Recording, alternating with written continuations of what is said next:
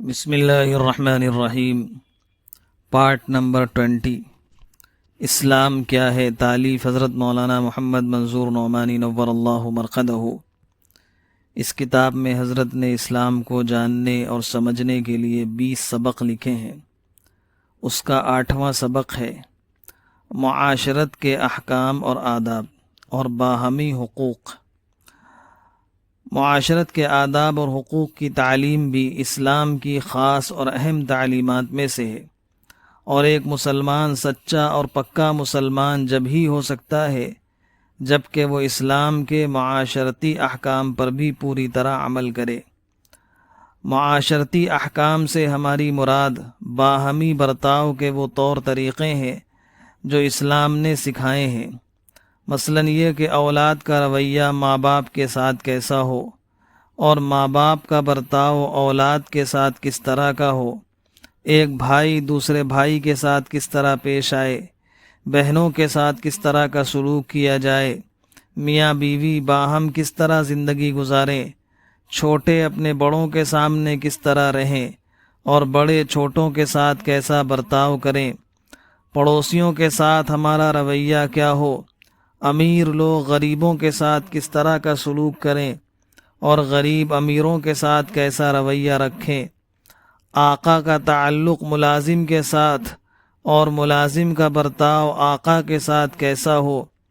الغرض اس دنیاوی زندگی میں مختلف طبقوں کے جن چھوٹے بڑے لوگوں سے ہمارا واسطہ پڑتا ہے، ان کے ساتھ برتاؤ اور رہن سہن کے بارے میں اسلام نے ہم کو جو نہایت مکمل اور روشن ہدایتیں دی ہیں وہی معاشرت کے احکام اور آداب ہیں، اور اس سبق میں ہم انہی کا کچھ بیان کرنا چاہتے ہیں۔ ماں باپ کے حقوق اور ان کا ادب۔ اس دنیا میں انسان کا سب سے پہلا اور سب سے بڑا تعلق ماں باپ سے ہے۔ اسلام نے اللہ کے حق کے بعد سب سے بڑا حق ماں باپ ہی کا بتلایا ہے۔ قرآن شریف میں ہے وَقَضَىٰ رَبُّكَ أَلَّا تَعْبُدُوا إِلَّا إِيَّاهُ وَبِالْوَالِدَيْنِ إِحْسَانًا إِمَّا يَبْلُغَنَّ عِندَكَ الْكِبَرَ أَحَدُهُمَا أَوْ كِلَاهُمَا فَلَا تَقُل لَّهُمَا أُفٍّ وَلَا تَنْهَرْهُمَا وَقُل لَّهُمَا قَوْلًا كَرِيمًا وَاخْفِضْ لَهُمَا جَنَاحَ الذُّلِّ مِنَ الرَّحْمَةِ وَقُل رَّبِّ ارْحَمْهُمَا كَمَا رَبَّيَانِي صَغِيرًا۔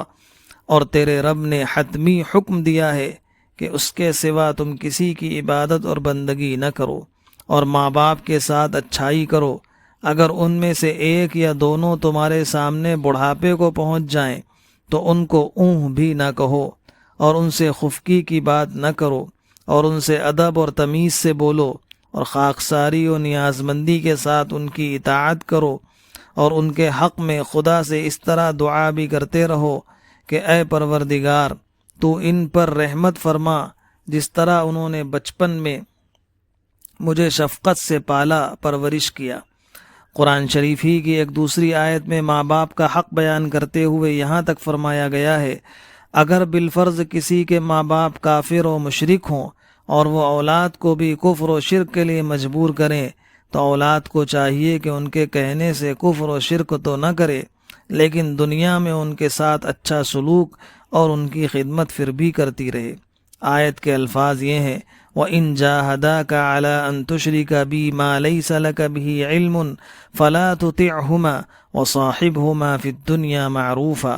قرآن شریف کے علاوہ حدیثوں میں بھی ماں باپ کی خدمت اور اطاعت کی بڑی تاکید فرمائی گئی ہے، اور ان کی نافرمانی اور ایذا رسانی کو سخت گناہ بتلایا گیا ہے۔ ایک حدیث میں ہے ماں باپ کی رضامندی میں اللہ کی رضامندی ہے، اور ماں باپ کی ناراضی میں اللہ کی ناراضی ہے۔ ایک دوسری حدیث میں ہے ایک شخص نے حضور صلی اللہ علیہ وسلم سے دریافت کیا کہ اولاد پر ماں باپ کے کیا حقوق ہیں؟ آپ نے فرمایا اولاد کی جنت اور دوزخ ماں باپ ہیں، یعنی ان کی خدمت سے جنت مل سکتی ہے اور ان کی نافرمانی اور بدسلوکی دوزخ میں لے جانے والی ہے۔ ایک اور حدیث میں ہے آپ نے فرمایا کہ ماں باپ کی خدمت اور اطاعت کرنے والا لڑکا یا لڑکی جتنی دفعہ بھی محبت اور عظمت کی نگاہ سے ماں یا باپ کی طرف نظر کرے تو اللہ تعالی ہر دفعہ کے دیکھنے کے بدلے میں ایک مقبول حج کا ثواب اس کے لیے لکھ دیتے ہیں۔ لوگوں نے حضور صلی اللہ علیہ وسلم سے سوال کیا کہ حضرت اگر وہ روزانہ 100 دفعہ دیکھے، جب بھی ہر دفعہ کے دیکھنے کے بدلے میں اس کو ایک مقبول حج کا ثواب ملے گا؟ حضور صلی اللہ علیہ وسلم نے فرمایا، ہاں، اللہ بہت بڑا ہے اور بہت پاک ہے۔ مطلب یہ ہے کہ اس کے یہاں کوئی کمی نہیں، وہ جس عمل پر جتنا ثواب دینا چاہے دے سکتا ہے۔ ایک حدیث میں ہے جنت ماں باپ کے پاؤں کے نیچے ہے۔ ایک اور حدیث میں ہے حضور صلی اللہ علیہ وسلم نے صحابہ اکرام رضوان اللہ علیہم کو سب سے بڑے گناہ بتلائے اللہ کے ساتھ شرک کرنا، ماں باپ کی نافرمانی کرنا، جھوٹی گواہی دینا۔ ایک اور حدیث میں ہے حضور صلی اللہ علیہ وسلم نے فرمایا 3 قسم کے آدمی ہیں جن کی طرف اللہ تعالی قیامت کے دن رحمت کی نظر سے نہیں دیکھے گا۔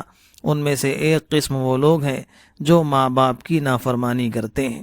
اللہ پاک ہم سب کو اپنے ماں باپ کی فرما بردار اولاد بنائے۔ 20واں حصہ مکمل ہوا۔